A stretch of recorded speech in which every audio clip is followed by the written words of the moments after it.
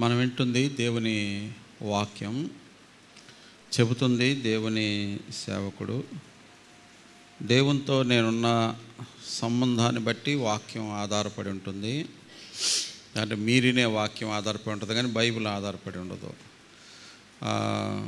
నా మనస్సు దేని మీద ఎక్కువ ఉంటుందో దాన్ని బట్టే నా మాటల యొక్క క్వాలిటీ, నా మాటల్లో ఉన్న వాస్తవికత ఉంటుంది. కాబట్టి నేను దేవునితో ఎట్లా ఉండాను అనేది నా మాట, నా ప్రవర్తన, నా యొక్క జీవితం అర్థమవుతుంది అన్నమాట.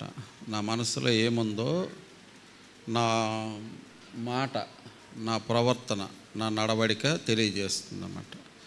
అందుకని మన హృదయంలో, మన మనసులో ఏముందో అది మనం మాట్లాడేదాన్ని బట్టి, మనం జీవించేదాన్ని బట్టి, మనం నడిచేదాన్ని బట్టి ఉంటుందన్నమాట.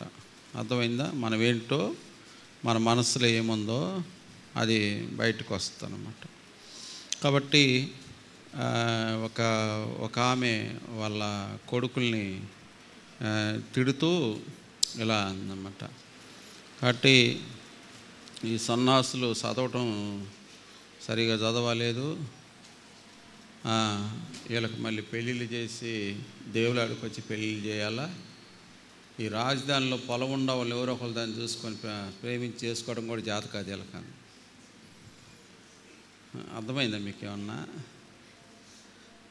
ఎటు పెద్దగేమి చేసేది అంతా లేదు, కనీసం ఏ జాత కావాలనుకుంటే తన మనసులో ఏంటి ఆలోచన, తన మనసులో అది ఒకసారికి బయటకు వచ్చేసింది అనమాట. అది కాబట్టి మన మనసులో, మన హృదయంలో ఏముందో ఖచ్చితంగా ఒకరోజు బయటకు వస్తుంది అనమాట. నా మనసులో, నా హృదయంలో ఏముందో బయటకు వస్తుంది. బైబిల్ వాక్యం చెప్తుంది, నా సొంత సూత్రాలు ఏం కాదు.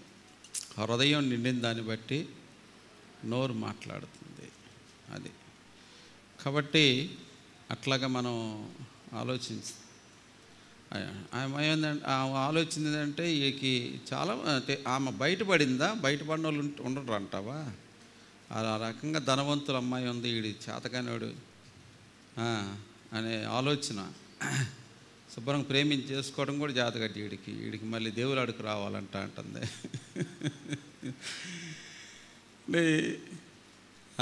మనసులో, హృదయంలో మనలో ఏముంటుందో అది బయటకు వస్తుంది అన్నమాట. తప్పకుండా వస్తుంది. ఇక్కడ ఆదియందు దేవుడు, ఆత్మ, వాక్కు ముగ్గురున్నారు అక్కడ. ఆదియందు దేవుడు ఉన్నాడు, ఆత్మ జలముల మీద అల్లాడుతుంది, దేవుడు పలుకగా అనేది. దేవుడు తండ్రి, ఆత్మ, పరిశుద్ధాత్మ, వాక్కు క్రీస్తయి ఉన్నాడు. దేవుని వాక్కు, దేవుని వాక్యము క్రీస్తయి ఉన్నాడు. అందుకనే ఇక్కడ చూడండి 1:26, 1వ అధ్యాయం 26. దేవుడు మన స్వరూపమందు మన పోలిక చొప్పున నరులను చేయుదము, వారు సముద్రపు చాలు మన పోలిక చొప్పున, మన స్వరూపము అనే పదం ఒకళ్ళకంటే ఎక్కువ అనేదన్నమాట. అప్పుడు మళ్ళా అక్కడ ఏమంటాడంటే 27వ వచనంలో, దేవుడు తన స్వరూపమందును వానిని సృజించెను, నరుని సృజించెను. దేవుడు తన స్వరూపమందు నరుణ్ణి సృజించెను అనే మాట. తన స్వరూపమందు తనకు పోలిక చొప్పున. దేవుడు మన స్వరూపమందు మన పోలిక చొప్పున అనే మాట. దేవుడు మన స్వరూపమందు మన పోలిక చొప్పున.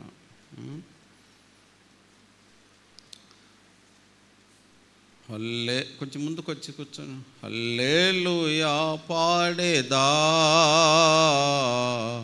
ప్రభు నిన్ను కొని ఆడేదన్, అన్ని వేళలయందునా నిన్ను పూజించి తిల్తును,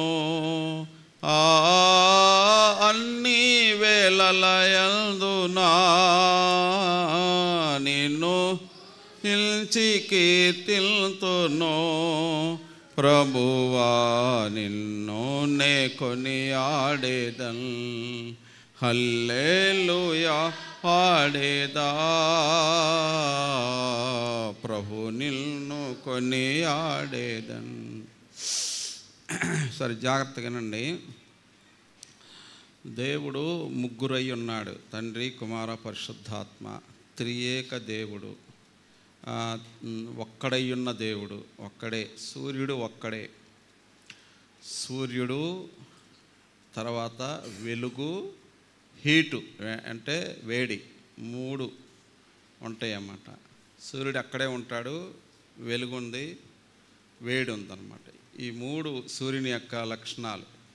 అలాగే దేవుడు తండ్రి కుమారుడు పరిశుద్ధాత్మ.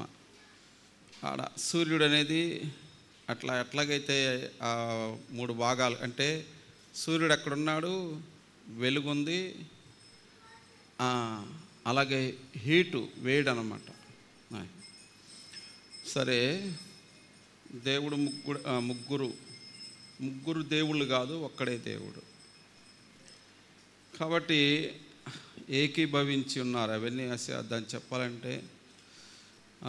కాబట్టి దీన్ని మనం వేరువేరుగా ఎక్కడ పడితే అక్కడ ఉపయోగించకూడదు. తాలుబొట్లు కట్టడానికి, అడుగులు వేయటానికి, అడుగు తీయటానికి, కొన్ని నీ దేవుడని యెహోవా నామమును వ్యర్థముగా ఉచ్చరింపకూడదు. ఎవరో సేవకుడు కొడుకు పెళ్ళంట, పెళ్లి చూపులకు వెళ్ళారంట. పెళ్లి చూపులకు వెళ్తే 1 ఎకరం పొలం, 5 లక్షల బంగారం, ఇంకా వగేరా అవి ఏదో ఉన్నాయంట.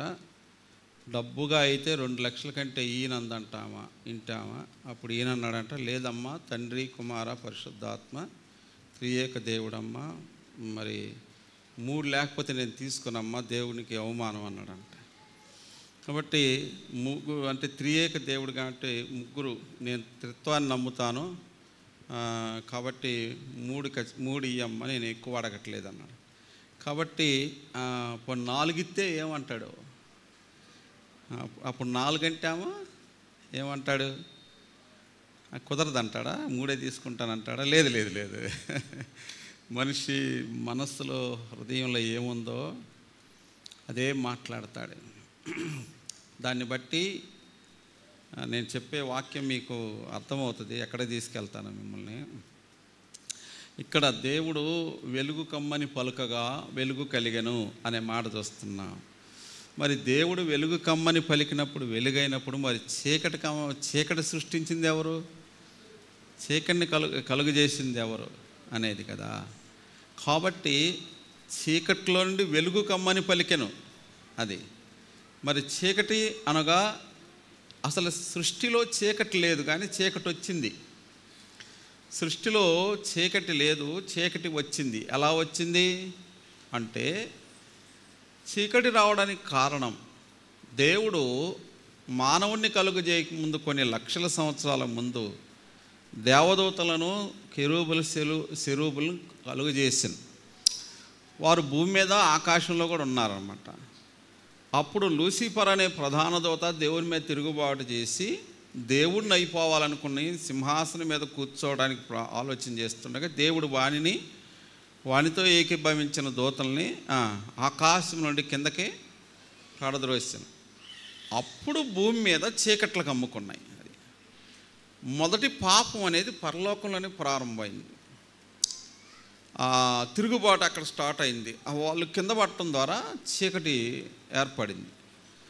అప్పుడు దేవుని ఆత్మ చీకటి మీద జలముల పైన అల్లాడుతుండెను. భూమి అంతకుముందు సృజించిన భూమి నీళ్ళల్లోకి వెళ్ళిపోయింది. నీళ్ళు మాత్రమే ఉన్నాయి, చీకటి మాత్రమే ఉంది, శూన్యం. అది నిరాకారముగా, భూమి నిరాకారముగాను శూన్యముగా ఉండెను. భూమి అనే పదం ఉందంటే అప్పుడు అంతకుముందు ఆకాశం భూమి ఉంది, కానీ అవి కనుమరుగైపోయినాయి. ఈ లూసిఫర్ అనే ప్రధాన దూత, దేవదూతల పాపం వలన ఇవన్నీ నష్టం జరిగిందన్నమాట. మొదటి నష్టం అది. తర్వాత రెండవ నష్టం ఏదేని తోటలో జరిగింది. వద్దన్న పండు తినడం ద్వారా, ఆజ్ఞ అతిక్రమించడం ద్వారా, తర్వాత పాపం వలన మరణం ఏర్పడింది, శాపం అనేది భూమి మీదకి వచ్చింది. అలాగైనట్లయితే గమనించండి, ఇక్కడ దేవుడు ఆ అగాధ జలముల మీద దేవుని ఆత్మ అల్లాడుచుండగా దేవుడు వెలుగు కమ్మని పలకగా వెలుగాయను అనే మాట చూస్తున్నాం. దేవుడు వెలుగును కలుగజేసాను. అప్పుడు దేవుడు వెలుగును చీకటిని వేరుపరచెను అనే మాట మనం చూస్తున్నాం. వెలుగును చీకటిని వేరుపరచెను. కాబట్టి ఇప్పుడు చీకటి వెలుగు ఎప్పుడు కలవదో, ఇది సత్యం. దేవుడు దాన్ని వేరుపరచెను. కలుసుకునే అధికారం కానీ, స్వేచ్ఛ కానీ, స్వాతంత్రం కానీ వెలుగుకి చీకటికి లేదు. దేవుడు శాసించాడు. ఇప్పుడు చూడండి, దేవుడు ఈ చీకటిలో నుండి వెలుగుని ఎలాగైతే సృజించి వేరుపరచెనో అలాగనే పేతురు రాసిన పత్రిక మొదటి పత్రిక 2వ అధ్యాయం 9వ వచనం. అయితే మీరు చీకటిలో నుండి, పేతురు రాసిన మొదటి పత్రిక 2వ అధ్యాయం 9వ వచనం చదువుతుంది. అయితే మీరు చీకటిలో నుండి ఆశ్చర్యకరమైన తన వెలుగులోనికి మిమ్మును పిలిచిన వాని గుణాతిశయములను ప్రచురము చేయి నిమిత్తము ఏర్పరచబడిన వంశమును, రాజులైన యాజక సమూహమును, పరిశుద్ధ జనమును, దేవుని సొత్తైన ప్రజలునై ఉన్నారు. చాలు. చీకటిలో నుండి ఆశ్చర్యమైన తన వెలుగులోనికి మిమ్మును పిలిచిన వాని చీకటిలో, లోకము చీకటిలో ఉన్నది, లోకము చీకటి అయి ఉన్నది, లోకము చీకటిలో ఉంది. యోహాను సువార్త 1వ అధ్యాయంలో కూడా మనం చూస్తాం కదా, ఆ చీకటిలో ఆ వెలుగు ప్రకాశిస్తున్నది అన్నాడు. ఎవరు ఆ వెలుగు అంటే, యోహాను సువార్తలో యేసు ప్రభువు వారు చెప్పాడు కదా, యోహాను సువార్త ఆ వెలుగు ఎవరు అనే మాట యోహాను సువార్త 9వ అధ్యాయం అలాగైతే 8వ అధ్యాయం 12వ వచనం. యోహాను సువార్త 8వ అధ్యాయం 12వ వచనం. మరలా యేసు నేను లోకమునకు వెలుగును అన్నాడు. చాలు. నేను లోకమునకు వెలుగును అన్నాడు. కాబట్టి చీకటి అనే మాట, చీకటి క్రియలు చేయువారు చీకటి సంబంధులు అనగా మనమందరము చీకటి సంబంధులమే. ఇప్పుడు యేసుక్రీస్తు అనే వెలుగులోనికి మనం పిలువబడినప్పుడు మనం ఏమయ్యామంటే వెలుగు సంబంధులమయ్యాం అని దేవుని వాక్యం చెప్తుంది. యేసుక్రీస్తులోనికి వచ్చిన వారందరూ వెలుగు సంబంధులు అనే మాట. ప్రార్థనకు వచ్చిన వాళ్ళందరూ కాదు, యేసు ప్రభువులోనికి వచ్చిన వారు, ఆయనలోనికి. ఇప్పుడు క్రీస్తు యేసునందున్న వారికి ఏ శిక్షా విధి లేదు. యేసు ప్రభువులోనికి వచ్చిన వారు, బాప్తీసం తీసుకున్న వాళ్ళందరూ కాదు, ఈ బల తీసుకున్న వాళ్ళందరూ కూడా కాదు. మళ్ళా తీసుకొనవచ్చును, బాప్తీసం తీసుకొనవచ్చు, బల తీసుకొనవచ్చు, ప్రార్థన చేయవచ్చు, వాక్యం చదవచ్చు, అని నరకానికి వెళ్ళిపోవచ్చు. ఎందుకంటే నీ హృదయంలో దేవుడు ప్రవేశించలేదు, నువ్వు ఆయనలోకి రాలేదు. నువ్వు క్రొత్త సృష్టిగా, నూతన సృష్టిగా చేయబడలేదు. నూతన జీవం అనేది నీలో రాలేదు. నీలో ఆత్మీయమైన జీవితం అనుభవం అనేది నీలోకి రాలేదు. ఏ రోజైతే యేసుక్రీస్తు ప్రభువు నీ హృదయంలోకి వచ్చాడో ఆ రోజు నుంచి నీవు ఆ క్రీస్తు ప్రభు యొక్క జీవము, ఆయన గుణలక్షణాలు, ఆయన స్వభావం నీలోకి వస్తానమాట. అది లేని పక్షంలో నువ్వు ఇంకా సందిగ్ధంలోనే ఉండవు, నువ్వు వాస్తవిక స్థితిలోనికి రాలేదు, ప్రభువులోకి రాలేదు. ఇది చాలా ప్రాముఖ్యమైన విషయం అన్నమాట. ఈ అనుభవం అనేది చాలా అవసరం. నేను ఆ సత్యాన్ని కలిగి ఉన్నాను, ఎరిగి ఉన్నాను కనుక నేను దాన్ని బోధిస్తూ ఉన్నాను. మీరు పరలోకం రాని పక్షంలో నేను మిమ్మల్ని ఎంత అన్యాయం చేసిన వాడిని అవుతాను, ఎంత మోసం చేసిన వాడిని అవుతాను. ఇటు ఒక పెద్ద పర్వతం ఉందనుకోండి, ఆ పర్వతం నుంచి పెద్ద ప్రవాహం వస్తుంది. ఎదర ఒక 100 మంది కూర్చున్నారు. అంటే ఇటువైపు 100 మంది కూర్చున్నారు, ఇటువైపు పెద్ద పర్వతం ఉంది. ఇటువైపు ఒక ఆయన బోధిస్తూ ఉన్నాడు. బోధిస్తున్నవాడు గుడ్డివాడు. ఒక ప్రవాహం అనేది వీళ్ళందరినీ కొట్టుకుపోయి తీసుకెళ్ళి సముద్రంలో, అంటే ఎక్కడో తీసుకెళ్ళి బురద అనమాట. మనం జరిగింది కదా కేరళలో అట్లా. కానీ గుడ్డివాడు భవిష్యత్తును గురించి బోధిస్తూ ఉంటాడు. కానీ ఆ ప్రవాహం వీళ్ళని ఏం చేస్తుంది? తీసుకెళ్ళడానికి వస్తుంది, తనకు కనపడదు. నా కన్నులు తెరవబడి ఉన్నాయి కనుక, నేను పరలోకం గురించి ఎరుగును కనుక, ఏ అనుభవంలో బైబిల్ చెప్తున్న ప్రకారం ఒకరు క్రొత్తగా జన్మిస్తేనే కానీ, యేసుక్రీస్తులో తిరిగి జన్మిస్తేనే కానీ పరలోక రాజ్యానికి వారసులు కాలేరు. ఒక వ్యక్తి తిరిగి జన్మించినప్పుడు బాప్తీసం తీసుకున్న నెల రోజులు, 2 నెలలు, 3 నెలలు మాత్రమే సినిమాలు చూడకుండా ఉంటారు, బూతులు తిట్టకుండా ఉంటారు, చెడు పనులు చేయకుండా ఉంటారు, చెడు కార్యాలు చేయకుండా ఉంటారు. 5-6 నెలల తర్వాత ఆటోమేటిక్గా మళ్ళీ వాళ్ళు తప్పుడు పనులు చేస్తూనే ఉంటారు. దాన్ని బట్టి వాళ్ళు తిరిగి జన్మించలేదనేది మీరు గమనించండి. వాళ్ళు తిరిగి జన్మించలేదు. వాళ్ళు మరలా పాపంలోకి వెళ్ళిపోతారు, పాపంలో జీవిస్తూ ఉంటారు అంతే. కానీ ఒక నిజమైన దేవుని సేవకుడిగా నేను దాన్ని భరించలేకపోతూ ఉంటాను. దేవుని వాక్యంలో ఇర్మియా గ్రంథంలో ఇర్మియా భక్తుడు ఏమంటాడో చూడండి. 13వ అధ్యాయం ఇర్మియా గ్రంథం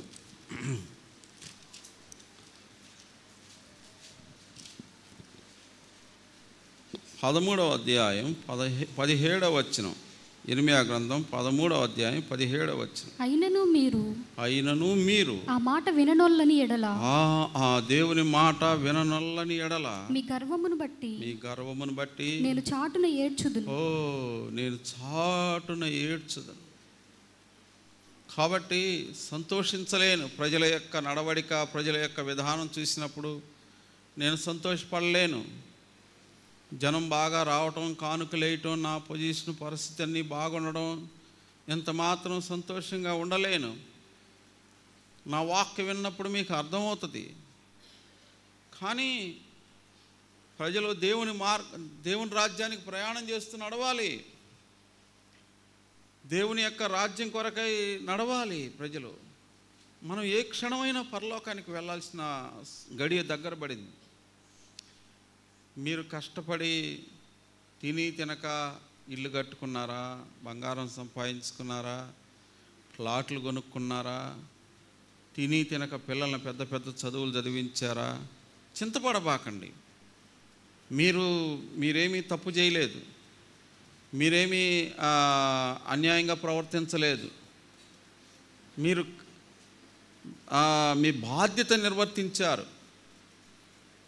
మీరు ఒకవేళ ఇంత చదువు చదివారు, నా పిల్లలు ఇంత కష్టపడి ప్లాట్లు కొన్నాం, పొలాలు కొన్నాం, ఇల్లు కట్టుకున్నాం, బంగారం, మరి ఇదేంటి యుద్ధాలు అంటున్నారు, ప్రపంచం వినాశనం అంటున్నారు, ముగింపు అంటున్నారు అన్ని ఒకవేళ దిగులు పడుతూ బాధపడుతున్నావా? అయితే ఒక మాట అడుగుతున్నాను. నువ్వు మొత్తానికి ఇక్కడే ఉండిపోదామని బాగా ఆశ ఉన్నట్టుగా ఉంది, అందుకే నువ్వు బాధపడుతున్నావు. నీ కొరకు పరలోకాన్ని సిద్ధపరిచాడు. యోహాను సువార్త 14వ అధ్యాయం. మీ హృదయం కలవరపడనీయద్దు. ఏ విషయంలో అన్నాడు? ఈ లోకాన్ని చూసినప్పుడు అప్పుడు వదిలిపెట్టి వెళ్ళాల్సి వస్తుందని కలవరపడద్దు. మీరు దేని విషయంలోనూ కలవరపడద్దు. పరలోకంలోని మీ కొరకు గృహాల్ని సిద్ధపరిచాను అన్నాను. డుగుడుగుడు మంట నెట్టుకునే కారు, మనకి గుంటూరు వెళ్ళితలకి 3 చోట్ల ఆగే కారు మనం ఇబ్బంది పడుతుంటే ఎవరో ధనవంతుడు వచ్చి 20 లక్షల కారు మనకిచ్చి ఎక్కువ వెళ్ళు అంటే మనం ఏమైనా బాధపడతామా? ఈ పొల్యూషను ఎండాకాలం లాగా ఎండ ఉంది, లోకమంతా నాశనానికి సిద్ధమైపోయి ఉంది పరిస్థితి. అసలు చెమట పట్టదో, ఆకలి అవ్వదో, రోగం లేదు, ఇబ్బంది లేదు, హాయిగా పరలోక రాజ్యంలో ఉండొచ్చు. అంటే అసలు యుద్ధం అంట, మూడో ప్రపంచం అంట, ఏందో మరి ఇంత కష్టపడి ఇవన్నీ చేసుకున్నాం, ఎట్లా అని చింతిస్తున్నావంటే నీకు ఇంకా పరలోకం గురించి సరైన అవగాహన లేదు, సరైన అనుభవం లేదు, నీకు సరైన ఆ నిరీక్షణ లేదు, ఆనందం లేదు. బ్రతుకుడు క్రీస్తే, సావైతే లాభం. పరలోకంలో ఉండాలని నాకు ఆశ ఉందన్నాడు. పరలోకం వెళ్ళటం కన్నా భాగ్యవంతమైనది ఏముంది? అబ్రహాము, ఇస్సాకు, యాకోబులు అనబడిన వారు ఈ లోకం యోగ్యమైనది కాదనుకొని ఉండబోయే రాజ్యం కొరకు వాళ్ళు ఎదురు చూశారు. దేవుడు దేనికి శిల్పియు నిర్మాణకుడై ఉన్నాడో పునాదులు గల పట్టణం కొరకు అబ్రహాము, ఇస్సాకు, యాకోబులు ఎదురు చూస్తూ వచ్చారు.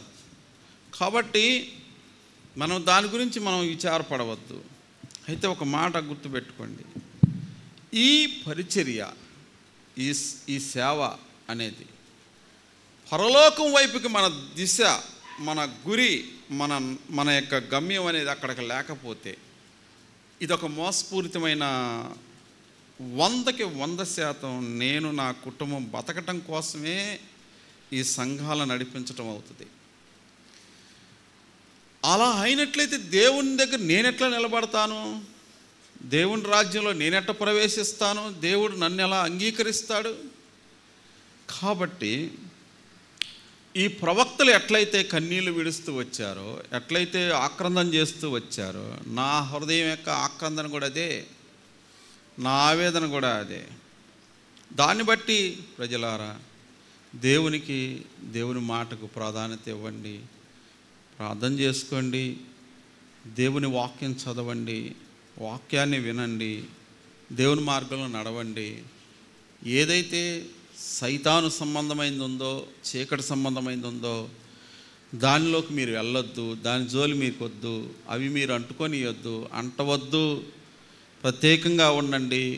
మీరు పరలోకానికి వెళ్తున్న వాళ్ళని లోకానికి అర్థం కావాలి. మీరు ఊరికి వెళ్ళేటప్పుడు ఎట్టయితే జనానికి అర్థమవుద్దో, మీరు ఏదైనా ఒక పెళ్ళికి వెళ్ళిన కార్యక్రమానికి వెళ్తేటప్పుడు అట్లాగే మీరు పరలోకం వెళ్తున్నారని ప్రజలకు అర్థం కావాలి.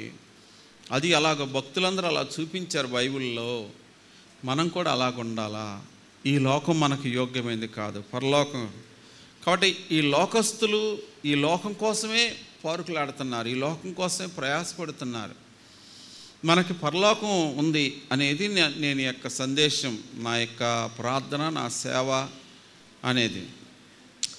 ఇక రోగాలు అంటావా, ఇంకా పిల్లల భవిష్యత్తు, పిల్లలకి కావాల్సినవి వగేరా వగేరా, ఆరోగ్యము, స్థితిగతులు, పెళ్ళిళ్ళు, పిల్లలు, ఇవన్నీ సెకండ్ అన్నమాట. వద్దని కాదు, మొదటి స్థానం, మొదటి విషయం పరలోకం. ఆ తర్వాత మనం పరలోకం వెళ్ళేలోపు మనకి ఏమేం కావాలా? బిడ్డలు కావాలా, పెళ్ళిళ్ళు కావాలా, సీట్లు కావాలా, ఉద్యోగాలు కావాలా, ఆరోగ్యమా, ఇవన్నీ దేవుడు మనకు అనుగ్రహించిన కొరకు ప్రార్థన చేద్దాం. ఇవన్నీ రెండో ప్లేస్లో పెట్టాలి, మొదటి ప్లేస్లో ఇవి కాదు. పరలోకం గురించిన అవగాహన, మనం పరలోకానికి దీనికి పెద్దగేం తలకిందులేం అక్కర్లేదు. దీనికి కావాల్సిన ప్రధానమైనది ఏమిటి అంటే, నేను ఒక ఆయన టీవీలో చెప్తున్నాడు, నేను హిందూ గ్రంథాలు, ముస్లిం గ్రంథాలు, లోకంలో అనేక గ్రంథాలు చదివాను. చదవగా యేసుప్రభువే నిజమైన దేవుడని నాకు అర్థమైంది. అందుకని ఆయన గుణలక్షణాలు బైబిల్లో చూసి నేను ఆయన వెంబడించాలనుకున్నాను అన్నాడు. సరే, అది ఒక విధానం, కరెక్టే. కానీ మరి నీవు లోకంలో చాలామంది ఇవన్నీ స్టడీ చేశారా? ప్రపంచంలో దేవుళ్ళని, దేవతల్ని, బుక్స్ని స్టడీ చేశారా? లేదే.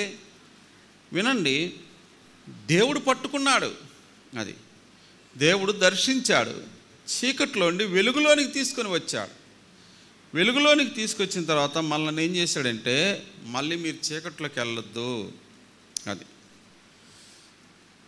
చీకటి అనేది ఉన్నది, అంతా లోకమంతా చీకటి. మనం వెలుగులో పరలోకానికి ప్రయాణం చేస్తున్నాం, లోకమంతా చీకటి ఉంది. మీరు మరలా చీకటిలోనికి వెళ్ళవద్దు. జరిగింది ఏమిటి చూడండి, ఆదాము అవ్వలకు పుట్టిన సంతానం 2 భాగాలైంది.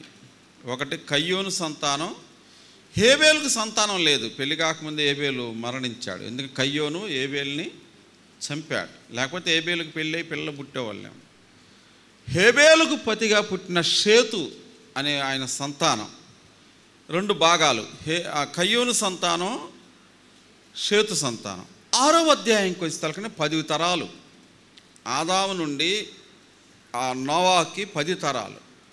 ఈ 10 తరాల్లో ఒక్కొక్కడికి 100 మంది, 200 మంది, 300 మంది పుడతా వచ్చారు. మీకు తెలుసా అంటారేమో, మా తెలుసు, బైబిల్ చెప్తుంది. ఒక్కొక్కడు 900 సంవత్సరాలు బతికాడు. ఇలాగ పిల్లల్ని కంటా ఉన్నారు, ఆపరేషన్లు లేవు, ఆరోగ్యంగా ఉన్నారు, 100 సంవత్సరాలు బతికారన్నమాట. సావు ఏమో తక్కువ, పుట్టడం ఏమో ఎక్కువ. అందువలన 10వ తరానికి వచ్చే తలకనే భూమి నిండిపోయింది. అప్పుడు ఏం జరిగిందంటే, షేతు సంతానమైన దేవుని ప్రజలు, కయ్యోను సంతానమైన చీకటి ప్రజలు 6వ అధ్యాయంలో కలుసుకున్నారు. కలుసుకొని మిళితమైపోగా దేవుని ఉగ్రత భూమి మీదకి జలప్రలయంలాగా వచ్చింది. అక్కడి నుండి అబ్రహాముకి 10 తరాలు, అక్కడి నుండి మళ్ళీ యేసుక్రీస్తు ప్రభువారికి, అక్కడి నుంచి మళ్ళీ ఇప్పుడు జరుగుతుంది ఏమిటి అంటే, యేసుక్రీస్తు ద్వారా దేవుడు 2 భాగాలు చేశాడు ప్రపంచాన్ని. మళ్ళీ సిలువ ఈ భూమి మీదకి వచ్చినప్పుడు 2 భాగాలు అయిపోయింది ప్రపంచం. ఒకటి దేవుని సంబంధులు, రెండోది చీకటి సంబంధులు అన్నమాట.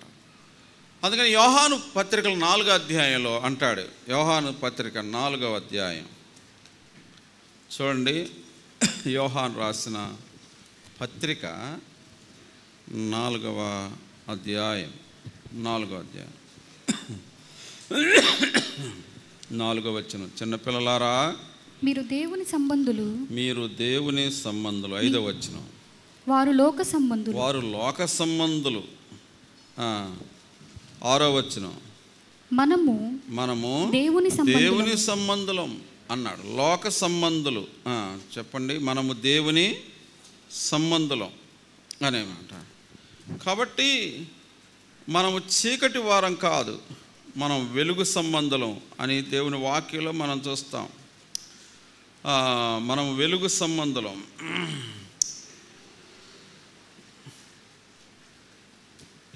దేవుని వాక్యంలో దెస్సలోనికి రాసిన పత్రిక, మొదటి పత్రిక 5వ అధ్యాయం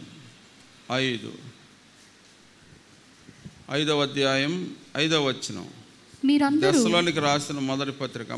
అందరూ తీయలేరు, తీయగలిగిన వారు తీయండి, తీయలేని వారు జాగ్రత్తగా వింటే విషయం అర్థమవుతుంది. 5:5. మీరందరూ వెలుగు సంబంధులను, పగటి సంబంధులనై ఉన్నారు. మనము రాత్రి వారము కాము, చీకటి వారం కాము అన్నాడు. కాబట్టి మనము చీకటి వారం కాము. మనం ఎవరు చెప్పండి? వెలుగు సంబంధులం. మనము వెలుగు సంబంధులం. మనము వెలుగులోనికి వచ్చి ఉన్నాం, చీకటిలోండి వెలుగులోనికి వచ్చాం అన్నాడు. అది అనుభవం. ఒక చీకటిలో నుండి వెలుగులోనికి వచ్చుట. దేవుని వెలుగు నా హృదయంలో, నా మనసులో ప్రకాశించిందని కొరింథీ 2వ పత్రికలో 4వ అధ్యాయంలో ఆ మాట చెప్తాడన్నమాట. 4వ అధ్యాయం 4వ వచనం. 2వ కొరింథీ పత్రిక 4వ అధ్యాయం 4వ వచనం. దేవుని స్వరూపమై ఉన్న దేవుని స్వరూపి అన్న క్రీస్తు మహిమను కనపరచు సువార్త ప్రకాశం వారికి ప్రకాశింపగుడు నిమిత్తము ఈ యుగ సంబంధమైన దేవత అవిశ్వాసులైన వారి మనోనేత్రములకు గుడ్డితనము కలుగు, అంధకారములోండి వెలుగు ప్రకాశించునుగా కానీ పలికిన దేవుడే తన మహిమను గూర్చిన జ్ఞానము యేసుక్రీస్తునందు వెల్లడిపరచుటకు మా హృదయములలో ప్రకాశించెను అన్నాడు. కాబట్టి అంధకారమైన మన మనస్సు, అంధకారమైన మన యొక్క హృదయం. ఎఫెసీ పత్రిక, ఎఫెసీలకు రాసిన పత్రిక 5వ అధ్యాయం 8వ వచనం. 5:8. మీరు పూర్వమందు చీకటి ఇంటిరి, ఇప్పుడైతే ప్రభువునందు వెలుగై ఉన్నారు అన్నాడు. పూర్వము మీరు చీకటి అయి ఉంటిరి అన్నాడు. పూర్వం మీరు చీకటి. మీరు ఈ మాట మీరు అంగీకరిస్తారా? యేసు ప్రభువుని ఎరుగక ముందు, యేసు ప్రభువుని నమ్మక ముందు, యేసు ప్రభు మీ జీవితంలోకి రానక ముందు మీరు చీకటి ఇంటురని మీరు ఎరుగుదురా, మీరు నమ్ముతారా అనేమాట. నేను ఇదివరకు చీకటి అయి ఉన్నాను, నేను ఎరుగుదును, నా చీకటి జీవితం గురించి నేను ఎరుగుదును, నేను ఎరుగుదును, మా ఇంటోళ్ళు ఎరుగుదురు, అక్కడ నన్ను పుట్టిన కాడి నుంచి చూసిన వాళ్ళు కూడా ఎరుగుదురు. మీకు అర్థమవుతుందా? నేను వెలుగులోనికి వచ్చాను అనగా తిరిగి జన్మించాను, రక్షించబడ్డాను. నా మాటలు గమనించండి. తిరిగి జన్మించాను, రక్షించబడ్డాను. కూర్చోండి. రక్షించబడ్డాను. ఆ తర్వాత నేను వెలుగు సంబంధినయ్యానని నా అనుభవం, నాలో ఉన్న పరిశుద్ధాత్ముడు, నా మనస్సాక్షి, నా హృదయం చెప్తుంది. నాలో అది అనుభవం అనేది, నాలో అనుభవం అనేది కలిగింది. అర్థమైందా? తర్వాత మా ఇంట్లో వాళ్ళు దాన్ని గమనించారు. నేను చీకట్లో నుండి వెలుగులోనికి వచ్చానని వాళ్ళు గమనించారు. ఎలా గమనించారు అంటే, నేను సినిమాలకు వెళ్లకుండా ప్రార్థన చేసుకోవడం చూశారు. పూతు మాటలు మాట్లాడకుండా దేవుని మాటలు మాట్లాడటం చూశారు. సినిమా పాటలు పాడకుండా దేవుని పాటలు పాడుతున్నాను అంటే అర్థం ఏంటి? అంతకుముందు ఇప్పుడు అబద్ధాలు ఆడేవాడిని అబద్ధాలు ఆడతలేదు. కుర్రోళ్ళు ఎమ్మటే తిరిగేవాడిని. అంటే స్నేహం రెండు రకాలుగా ఉంటాయి. దుష్టులు ఆలోచించపున్నాడు ఒక, పాపుల మార్గం నిలవక, అపహాసకులు కూర్చున్న చోట కూర్చుండక, దుష్ట సాంగత్యం అంటారు కదా, అవి లేకుండా ప్రత్యేకించబడిన అనుభవంలో ఉన్నాను. ఎవరైతే ప్రభు పిల్లలో నాతో పాటు యవనస్తులు, వాళ్ళతోనే నా యొక్క ప్రయాణం కొనసాగుతుంది అన్నమాట.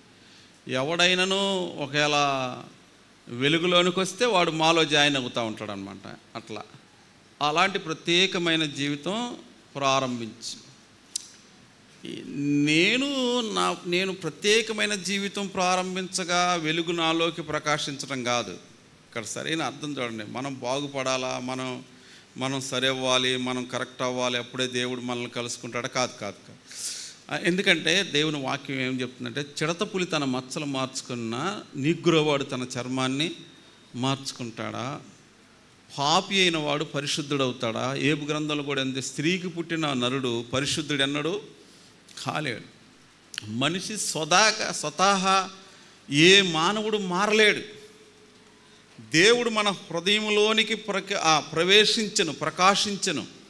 అప్పుడు మన అంతరంగం, మన హృదయం మారగా అది క్రియలుగా మన జీవితంలో కనబడతా ఉందన్నమాట.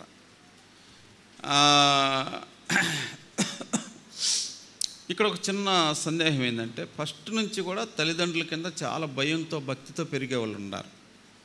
వాళ్ళు యేసు ప్రభువుని నమ్ముకొని బాప్తీసం తీసుకుని ప్రార్థన కొత్తన కూడా అట్లాగే పొత్తారు, పెద్ద తేడా ఉండదు. వాళ్ళు పుట్టిన కాడ నుంచి మంచోళ్ళే. ఎందుకు వాళ్ళు మంచోళ్ళు అంటే వాళ్ళ తల్లిదండ్రుల నుంచి వచ్చిన విధానం అనమాట. అర్థమైందా మీకు? తర్వాత కూడా మంచోళ్ళే, కానీ వాళ్ళకి పరలోకంలో చోటు ఉండదు. ఎందుకు ఉండదంటే, వాళ్ళు పాపం చేయడానికి అవకాశం లేక వాళ్ళు పాపం చేయలేదు. కానీ పాపపు యొక్క కోరికలు, పాపపు యొక్క ఇచ్చలు, పాపపు యొక్క శరీరం, పాపపు యొక్క మనసు లేక కాదు. వాళ్ళ కుటుంబ నేపథ్యం అటువంటిది, ఆ పెంచిన పెంపకం అటువంటిది, ఆ కుటుంబం యొక్క విలువలు అటువంటివి అన్నమాట. అది కానీ తిరిగి జన్మించినప్పుడు అర్థమవుతుంది. అందుకే పౌలు అంటాడు, ధర్మశాస్త్రమును బట్టి, ధర్మశాస్త్రం పెట్టండి, నన్ను పెట్టండి, నేను అనింద్యుడను, అసలు నాలో మీరు ఇంతైనా లోపం కనుగొనలేరు. కానీ నా మనస్సు నాకు తెలుసు, నా అంతరాత్మ నాకు తెలుసు కనుక దమస్కులో దేవుని వెలుగు నా మీద ప్రకాశించినప్పుడు నాలో ఎంత చీకటి ఉందో నాకు అప్పుడు అర్థమైంది అన్నాడు. అందువల్ల ఏమన్నాడు, నేను ఇప్పుడు గ్రహించాను, నేను పాపులలో ప్రధాన పాపిని అన్నాడు. పాపులలో ప్రధాన పాపిని. ఇప్పుడు నేను ధర్మశాస్త్రం వలనైన నా నీతిని గాక క్రీస్తు యేసునందు దేవుని నీతిని నేను కలిగి ఉన్నాను అన్నాడు. అందువలన మనం క్రీస్తు యేసు యొక్క వెలుగులోనికి మనం వచ్చి ఉన్నాం. సరే, ఇంతకు మీరు నేను చెప్పిన ఈ వాక్యం అంతట్లో మీరు వెలుగులోకి వచ్చారా? వెలుగులోకి వచ్చామనుకుంటున్నారా?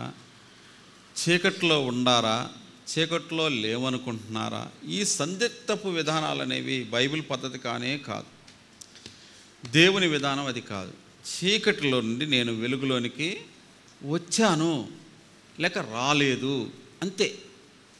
నాకు పెళ్ళయింది లేక అవ్వలేదు అట్లా అనమాట. లేకపోతే నాకు పిల్లలు ఉండారు లేకపోతే లేరు అంతే. రెండు ఉంది లేదు అంతే. కాబట్టి ఏం చేయాలా దీని గురించి నువ్వేం తిప్పలు పడద్దు, నువ్వు అసలు ఏం ప్రయత్నం కూడా చేయొద్దు. ఒకటే చేయాలా, దేవా నాకేం తెలీదు, నాకు మాత్రం పరలోకం రావాలని ఆశ ఉంది, నీలో జీవించాలని ఆశ ఉంది, నన్ను కరుణించు, నా పాపాన్ని క్షమించు, నన్ను నీతిమంతుడిగా చేర్చు. దేవుని ఆత్మ ఎప్పుడైతే నిన్ను ఆవరిస్తారో అప్పుడు నీవు నూతన సృష్టిగా చేయబడతావు. పరలోక యొక్క నిరీక్షణ నీ జీవితంలోకి వస్తే. సరే, ఇదిలాగా వాస్తవికమైన ఆత్మీయ అనుభవం. ఇప్పుడు ఇది ఏమవుతుందంటే, ఈ చీకటి లోకంలో లోకస్తులు ఉన్నారు, చీకటి సంబంధులు ఉన్నారు, అపవాది సంబంధులు ఉన్నారు అని దేవుని వాక్యాలు మనం చూస్తాం. అయితే వెలుగు సంబంధమైన మనలను లోకం చీకటి కలుపుకోవాలని చూస్తుంది. అది అంటే చీకటి మొత్తం వెలుతురుని కూడా మింగేయాలని చూస్తూ ఉందన్నమాట. అది మనం చూస్తాం. ఆర్ఎస్ఎస్ వాళ్ళుగా మరి ఈ యొక్క అనేక మంది మనం ఈ పరిస్థితులు చూస్తున్నాం. లోకమంతా మనం అదే చూస్తూ ఉన్నాం. లోకమంతా అదే మనల్ని అడుగుతుంది కూడా. అన్ని మతాల్లో ఉన్న భక్తి, ఇస్లామిక్, హిందూ, జైను, బౌద్ధ మతం, అన్నీ అనేక మతాలు ఉన్నాయి. విషయం ఏంటంటే అందులో మామూలు భక్తులు ఉన్నారు, సన్యాస భక్తి కలిగిన సన్యాసత్వం తీసుకునే వాళ్ళు ఉన్నారు, రకరకాలుగా ఉన్నారు. లోకం ఎప్పుడు కూడా వాళ్ళ గురించి ప్రత్యేకంగా ఆలోచించదు, ప్రత్యేకంగా చూడదు, వాళ్ళ గురించి పెద్దగా ఏం పట్టించుకోదు. కానీ లోకం ఎప్పుడు కూడా మనల్ని గురించి బాగా పట్టించుకుంటుంది, బాగా అంటే ద్వేషిస్తూ ఉంటుంది, ఎక్కువగా ద్వేషిస్తూ ఉంటుంది. ఎందుకంటే చీకటి ఎప్పుడు కూడా వెలుగును ద్వేషిస్తూ ఉంటుందని బైబిల్ చెప్తుంది. చీకటి ఎప్పుడు కూడా వెలుగును కప్పేద్దాం లేక దాన్ని మొత్తం ఆక్రమించేసి చీకటే లోకంలో వెలుగు ఉండకూడదనేది. కాబట్టి చీకటి వెలుగు మీద బాగా దాడి చేస్తూ ఉంది, చీకటి ఆక్రమించాలని చూస్తూ ఉంది. అప్పుడు చాలా దానికి రెండు పద్ధతులు ఉన్నాయి. ఒకటి దాడి చేయటం, దాడికి అవ్వకపోతే రెండవది బతిమాలుకోవటం, మెల్లిగా మోసం చేయటం అనే మాట, మెల్లిగా మోసం చేయటం. కాబట్టి ఎర్ర దగ్గరికి ఒకటి తినడానికి వెళ్తుంది, ఎరే మన దగ్గరికి వచ్చేటట్టు చేసుకోవటం అన్నమాట. ఇప్పుడు ఇది చూడండి, సాలివిడి గూడు ఉంటుంది కదా, అది ఎందుకు కట్టుకుంటుంది? రెండు కారణాలతో కట్టుకుంటుంది. అది ఒకటి అది నివసించడానికి, రెండు ఆహారం దాని దగ్గరికే వస్తుంది. ఈగలు కానీ ఇంకా వేరే వేరే పురుగులు కానీ ఏమైనా వచ్చి దానిలో పడతాయి అన్నమాట, దానికి ఆహారం అవుతాయి. అలాగే అపవాది అనేవాడు ఈ లోకంలో అనేకమైన వలలు పెట్టాడు. ఉదాహరణకి నేను చెప్తాను చూడండి. ఇప్పుడు దెలీలా, సంసోను అనే వల, ఆ వలలోకి వచ్చింది. ఎవడు కూడా తను పట్టుకోలేనంత మహా ప్రపంచ బలవంతుడు ఏమయ్యాడు చెప్పండి? వలలో పడ్డాడు. అలాగే దేవుని వాక్యంలో నెహెమ్యా గ్రంథంలో ఒక మాట చూస్తాం చూడండి. నెహెమ్యా గ్రంథము 13వ అధ్యాయం 26వ వచనం. నెహెమ్యా గ్రంథం 13వ అధ్యాయం 26వ వచనాన్ని చూడండి. ఇట్టి కార్యములు జరిగించి ఇశ్రాయేలు రాజైన సొలొమోను పాపము చేయలేదా? అనేక జనములలో అతని వంటి రాజు లేకపోయినను అతడు తన దేవుని చేత ప్రేమింపబడిన వాడై ఇశ్రాయేలు అందరి మీద రాజుగా నియమింపబడినను అన్య స్త్రీలు అతని చేత సహా పాపము చేయించలేదా? చూసారా? కాబట్టి చీకటి అనేది ఎక్కడుంది అనే మాట. చీకటి అంటే మీరు ఏదో చీకటిని, ఈ లోకంలో చీకటిని చూసి మీరు చీకటి అనుకోనవద్దు. చీకటి అనేది లోకంలో అంతటా ఉంది. అది లోకపు మనుషుల్లో ఉంది చీకటి అనేది. కాబట్టి అది మనుషుల్ని ఏం చేస్తుందంటే ఆకర్షిస్తుంది, మనుషుల్ని లాగటానికి చూస్తాడు అయస్కాంతంలాగా. ఇప్పుడు ఇది నేను ఇనుము లాంటి వాడిని, ఇటు అయస్కాంతం ఉంది, అయస్కాంతం ఏం చేస్తుందంటే ఇనుములు లాగుతుంది. అయితే దేవునికి స్తోత్రం, విమానం ర్యాకెట్ అనేది పైకి ఎలా వెళ్తుంది? దాని ఇంజిన్ యొక్క పవర్ను బట్టి వెళ్తుంది. భూమి అయితే ఆకర్షిస్తుంది. ఒకవేళ ఆ ఇంజిన్ చెడిపోయిందంటే వెంటనే వచ్చి భూమికి తాకుద్ది, పేలిపోతుంది కదా, అది మనకు తెలుసు. నాలో ఉన్న పరిశుద్ధాత్ముడు ఈ లోకంలోకి నేను లాగిపోకుండా, ఈ లోకం నన్ను లాగేయకుండా, పరిశుద్ధాత్మ పరలోకం దిశ వైపుకి నన్ను ఆ విమానం వెళ్ళినట్టుగా నన్ను అలా ఆయన పవర్ తోటి, ఆయన శక్తితోటి నన్ను తీసుకెళ్ళిపోతూ ఉన్నాడు. నేను ఆయనకు లోబడుతున్నాను. అది మనందరి ఆత్మీయ జీవితం వాస్తవం ఇదే. అలా కాని పక్షంలో నీ వల్ల నా వల్ల కాదు, ఎవరల్ల కాదు ఈ ప్రపంచంలో. నాలో నివసిస్తున్న దేవుని ఆత్మ ద్వారా నీ మీద నువ్వు విశ్వాసం అనేది అది ఎప్పటికీ కరెక్ట్ కాదు.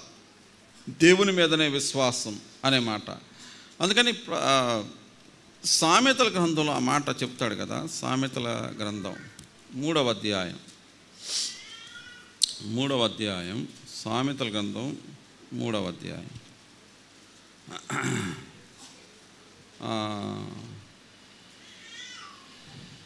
3వ అధ్యాయం 5వ వచనం. 5 నీ స్వబుద్ధిని ఆధారము చేసుకొనక నీ పూర్ణ హృదయముతో యెహోవా యందు నమ్మిక ఉంచుము. నీ ప్రవర్తన అంతటి యందు ఆయన అధికారమునకు ఒప్పుకొనుము. అప్పుడు ఆయన నీ త్రోవలను సరళము చేయును. చాలు అది. నీ స్వబుద్ధిని, నేను అందరిలాంటి దాన్ని కాదంకులు, నేను అందరిలాంటి వాడిని కాదంకులు, నేను వాళ్ళలాంటి ఇలాంటి వాళ్ళని కాదు, నా స్టాండర్డ్ వేరు, నా యొక్క ఆలోచనలు వేరు, నా గురి వేరు, నా గమ్యాలు వేరు, నువ్వు ఎందన్నా చెప్పొచ్చు. ఒక్కటి చెప్తాను, దేవుడు చెప్పిందన్న అబద్ధం అవ్వాలి, నువ్వు చెప్పిందన్నా అబద్ధం కావాలా. నువ్వు చెప్పింది అబద్ధం, నేను చెప్పింది అబద్ధం, దేవుడు చెప్పిందే కరెక్ట్.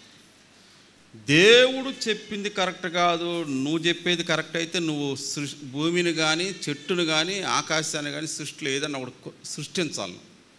సృష్టించగలిగినప్పుడు నువ్వు దేవుడి కంటే గొప్ప వ్యక్తివి, లేక దేవుడు అంతటోడివి. కాబట్టి దేవుని మాటను నమ్ము. నువ్వు దేవుని మాట నమ్మటమే కరెక్ట్. నీ స్వబుద్ధిని నువ్వు ఆధారం చేసుకునవద్దు. దేవుని యందు విశ్వాసముంచు. నీ పూర్ణ హృదయముతో దేవుని యందు విశ్వాసముంచు.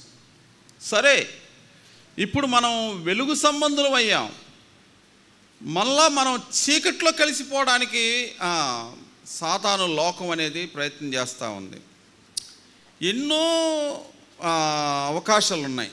ఫోన్ ద్వారా కావచ్చును, టీవీ ద్వారా కావచ్చును, లేకపోతే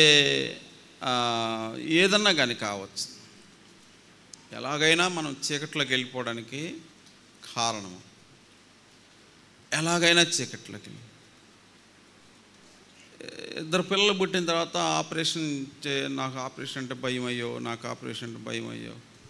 మరి అట్టే మనం ప్రైవేట్ జాబ్ కదా, మన పరిస్థితి ఎలాగా అని ఆయన అడుగుతూ ఉన్నాడు. నేను చేసుకున్నాను. మరి 2 మంచి భక్తులు అయితే, చాలా గొప్ప దైవజనుని యొక్క సంరక్షణలు ఎదుగుతున్న వాళ్ళు ఏం చేశారంటే, సరేనని చెప్పేసి నువ్వు చేయించుకో అంది.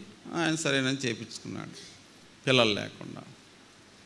ఉద్యోగ రీత్యా ఒక ఇంట్లో అద్దెకుంటున్నాడు.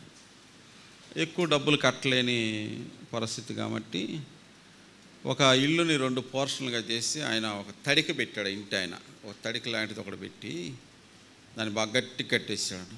పై భాగం ఒక 1.5 అడుగుల ఎత్తు గ్యాప్ ఉంది అంతే, పెద్దది ఎంత వాడికి 1.5 అడుగుల గ్యాప్ పెట్టేసి, ఉండండి మీరు దీంట్లో ఉండండి, మీరు దీంట్లో ఉండండి, అటు ఒక కుటుంబం ఇటు ఒక కుటుంబం అని పెట్టారు. పెట్టిన తర్వాత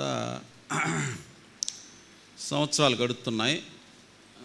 వాళ్ళేమో ప్రార్థనకి వెళ్ళిన వాళ్ళు, వీళ్ళేమో ప్రార్థనకి వెళ్ళేవాళ్ళు. ఒక మంచి మనలాంటి సంఘానికి వెళ్ళే మంచి దేవుని పిల్లలు. తర్వాత కంప్లైంట్ వచ్చింది సేవకుడి దగ్గరికి. తన భార్యని తీసుకొని వచ్చాడు. వచ్చి ఏమన్నాడంటే, సేవకుడా, నేను పిల్లలు పుట్టకుండా ఆపరేషన్ చేయించుకున్నాను. ఈమె అమ్మో కత్తి నా కడుపు మీద పడితే సాయించలేనంది. కాబట్టి ఇప్పుడు ఈమెకు ప్రెగ్నెంట్ వచ్చింది, ఏంటో మీరే అడగండి, నాకేం చెప్పట్లేదు అని. సరే పాపం అతను ఏడుస్తున్నాడు. సరే నువ్వు బయటికి వెళ్ళు అని చెప్పేసి, ఈయన పెద్దోడే, నా వయసు కలిగినవాడు. సరే నువ్వు వెళ్ళు బయటికి అని అన్నాడు. అలాగ దేవుని మాటలు అట్లా చెప్పగా మాట్లాడగా ఆమె చెప్పింది. అది ఏంటంటే, నేను పనులు చేసుకుంటూ ఉంటాను, ఆ గ్యాప్ ఉంది కదా, ఆయన అప్పుడప్పుడు వాటి ఎక్కి చూస్తూ ఉంటాడంట. సైతాను చీచీకటి అనుకుంటూ ఉంటుందంట. అలాగ రోజులు గడుస్తూ ఉన్నాయి. సైతాను మళ్ళీ ఏం చెప్పండి, చీకటి అనుకుంటూ ఉంటుందంట. అలా అనుకొని ఆ చీకట్లోకి ఏం వెళ్ళిందంట. అర్థమైంది మీకు? చీకట్లోకి వెళ్ళింది. సేవ కూడా జరిగింది. ఇది ఇలాగ నాకు ప్రెగ్నెంట్ వచ్చింది. ఆయన ఏం చేయాలో అర్థం కాలేదు పరిస్థితి. సరే తన భర్తతో మాట్లాడాడు. మరి నువ్వేమంటావు అన్నాడు. ఏం చేయాలో నాకు తెలియలేదు అన్నాడు. అంతటితో ముగించమంటారా, అయితే పూర్తి చేస్తేనే బెటర్ ఏమో.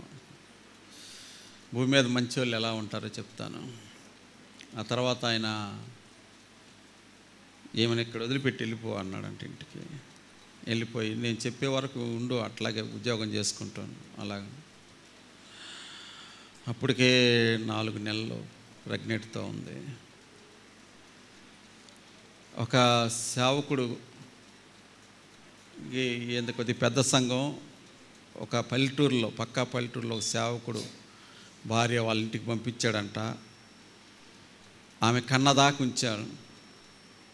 కన్నదాకా ఉంచిన తర్వాత, కన్న తర్వాత కూడా కొన్ని నెలలు ఉంచాడంట. అట్టగే ఆ బిడ్డను తీసుకెళ్ళి అనాథాశ్రయంలో అనాథ దాంట్లో పెట్టేశాడంట. ఏమని తీసుకెళ్ళి తన భర్త దగ్గర వదిలిపెట్టి ఏమంటా ఉన్నాడంట. ఏమన్నాం సాగిపోతా ఉన్నాడు. ఆ సంఘంలో వాళ్ళు ఇప్పటికీ నమ్మకంగా ఉన్నారు. ఇప్పుడు ఇది జరిగే 10 సంవత్సరాలే దేవుణ్ణి సేవిస్తూ ఉన్నారు. చీకటి అనేది తాము ఇప్పటికీ ఆ అమ్మాయి ఏడుస్తూ ప్రార్థన చేస్తుంటారు, రోధిస్తూ ఉంటారు. ఆ బిడ్డకి వీళ్ళకి సంబంధం లేదు. ఆ సేవకుడు అదేదో చేశాడు. ఇక అంతే అది పరిస్థితి. బిడ్డను చంపొద్దు, కడుపులో ఉన్న బిడ్డను చంపొద్దు. ఆయన ఒక ప్లాన్ చేశాడు. ఆ ప్లాన్కి వాళ్ళు దానికి అంగీకరించారు. చిన్న విషయం కాదు, అందరు చేయరు ఆ పని. పెద్ద గొడవ, పెద్ద ఆగమైంది. అందరు చేయరు ఈ పని, చేయలేరు. కొంతమంది సేవకులు చేయలేరు. అలాంటి త్యాగాలు ఆ భార్య భర్తలు కూడా చేయలేరు అందరు. కానీ ఒకటి ఏంటంటే, చీకటి అనేది ఎక్కడ ఒక తడికొక్కటే అడ్డం. చీకటికి వెలుతురికి ఏం చెప్పండి, ఒక తడికొక్కటే అడ్డం అంతేమాట. కాబట్టి నాకు మరణమునకు బెత్తెడంత ఎడం ఉంది అన్నాడు ఎవరు, దావీదు. పాపానికి కూడా అంతే ఎడం ఉంది. అంత పెద్ద ఎడం కూడా లేదు, పెద్ద గ్యాప్ కూడా లేదు. కానీ ఆయన వెలుగులో మనం నడుచుకుంటున్నాం అనే మాట. ఈ చీకటిలో కలవకుండా ఈ చీకటిని జయించే శక్తి మనకు వాస్తవంగా లేదు.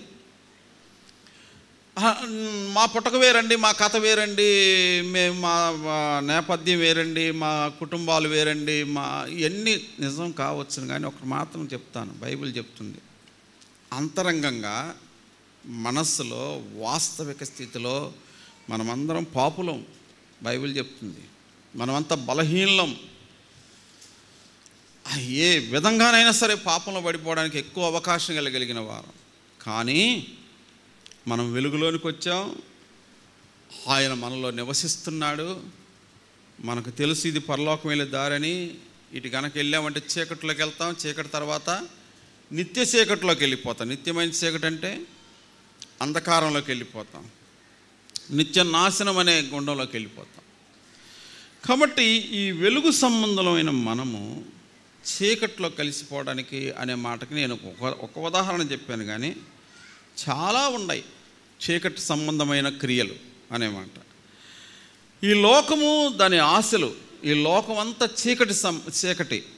లోకము అనేది కేవలం ఒక్క పాపమే కాదు. బైబిల్ చెప్తుంది 3 దానికి అనేకమైన, ఒక చెట్టుకి, పాపం అనే ఒక చెట్టుకి 3 ప్రధానమైన కొమ్మలు ఉన్నాయి. శరీరాశ, నేత్రాశ, జీవపు డంబం. మళ్ళా ఈ 3టికి చాలా చాలా చిల్లలు ఉన్నాయి, చాలా కొమ్మలు ఉంటాయి అన్నమాట. కాబట్టి మనుషుడు ఏమిత్తునో ఆ పంటే కోస్తాడు. ఈ చెట్టు ఎత్తినప్పుడు ఈ చెట్టుకుండే లక్షణం లేదంటే శరీరాశ, నేత్రాశ, జీవపు డంబం. శరీరాశ, నేత్రాశ, జీవపు డంబం. ఈ 3 మనల్ని వెనక్కి దిశను మార్చడానికి, పరలోకం వెళ్ళే దిశను మార్చడానికి సదవిధాల ప్రయత్నం చేస్తూ ఉంటాయి. కాబట్టి దేవుని ఆత్మ మనలో ఉండి ఆయన ఎలాగ చెప్తా ఉన్నాడు చూడండి. యెషయా గ్రంథం, దేవుని ఆత్మ ఉండి ఆయన మనలో ఉండి ఏమని చెప్తా ఉన్నాడు అంటే, యెషయా గ్రంథం, ఇదే త్రోవ, దీనిలో నడువుడి అని వెనక నుండి ఒక స్వరము. యెషయా గ్రంథము 30వ అధ్యాయం 21వ వచనం.